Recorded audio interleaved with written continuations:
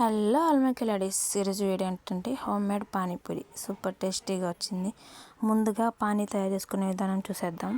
ఓ చిన్న కప్పు కొత్తిమీర, పుదీనా, 2 పచ్చిమిరకాయలు, అల్లం అన్నీ బాగా మిక్సీ పట్టుకోవాలి. ఆ తర్వాత ఒక గిన్నెలోకి తీసుకొని నిమ్మకాయ అంత చింతపండు నానబెట్టుకొని ఆ రసం పోసుకోవాలి. తర్వాత తగినన్ని వాటర్ యాడ్ చేసి అందులో ఉప్పు, కారం, ధనియాల పొడి వేసి బాగా మిక్స్ చేసుకోవటమే. అంతే, పానీ రెడీ. కొంచెం టేస్ట్ చూసి పుల్లగా ఉంటే కాసిన వాటర్ యాడ్ చేయండి. పుల్లగా లేకపోతే కొంచెం చింతపండు రసం యాడ్ చేసుకోవాలి. ఈ టేస్ట్ తగ్గట్టేనండి. నెక్స్ట్ పానీపూరిలో స్టఫ్ తయారు చేసుకోవడం. ఆనియన్స్, 1 టమాటా, 2 పచ్చిమిర్చి చిన్న చిన్న ముక్కలుగా కట్ చేసుకోవాలి.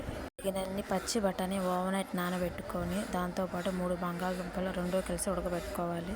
నెక్స్ట్ వచ్చేసి స్టవ్ మీద ప్యాన్ పెట్టి ఆనియన్స్, పచ్చిమిర్చి 2 మినిట్స్ బాగా మగ్గినాక టమాటో యాడ్ చేయండి. జీలకర్ర మీ ఇష్టం ఉంటే వేసుకోవచ్చు, లేకపోతే లేదు, ఆప్షన్ మాత్రమే, వేస్తే మంచిది. టమాటా కూడా బాగా మగ్గినాక లైట్గా కారం, సాల్ట్, ధనియాల పొడి, చాట్ మసాలా వేసి బాగా మిక్స్ చేసుకోవాలి. నెక్స్ట్ వచ్చేసి బఠానీలో 1/2 బఠానీ మిక్సీకి వేసి ఇందులో వేసుకోవాలి. బంగాళదుంపలు బాగా స్మాష్ చేసి వేసి బాగా మిక్స్ చేసుకోవాలి.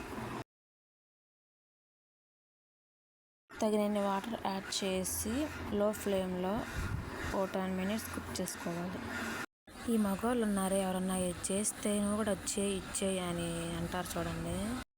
కానీ వాళ్ళకేం తెలుసు, చేసే వాళ్ళకి కదా తెలిసేది. అంత కష్టపడి చేసినా బాగోపోతే చెప్పేస్తాగా, బాగుంటే అసలు ఏం మాట్లాడరు. అలాంటప్పుడు మనకేం చేయాలనిపించి చెప్పండి.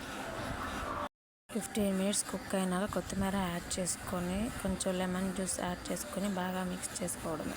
అంతే, స్టఫ్ రెడీ. నెక్స్ట్ వచ్చేసి పూరి. అవి ఇంట్లో చేయట్లేదండి, బయట మార్కెట్లో దొరుకుతాయి. ప్యాన్ పెట్టినాక అందులో ఆయిల్ వేసి బాగా హీట్ అయినాకే వేయాలండి, లేకపోతే చిన్నగానే ఉంటాయి. లో ఫ్లేమ్లో అలా 3 సార్లు 4 సార్లు తిప్పుకుంటే ఫ్రై అయిపోతాయి. ఎక్కువసేపు ఉంచకుండా మాడిపోతాయి.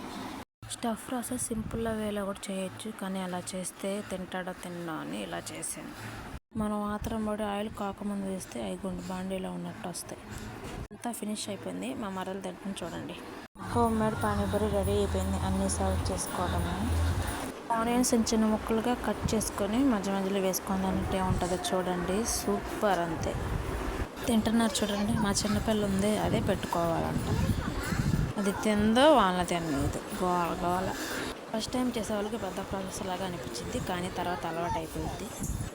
వీడియో కనుక నచ్చినట్టయితే please like, share, subscribe my YouTube channel. మీ మంగళగిరి పిల్ల. వేసుకోవా?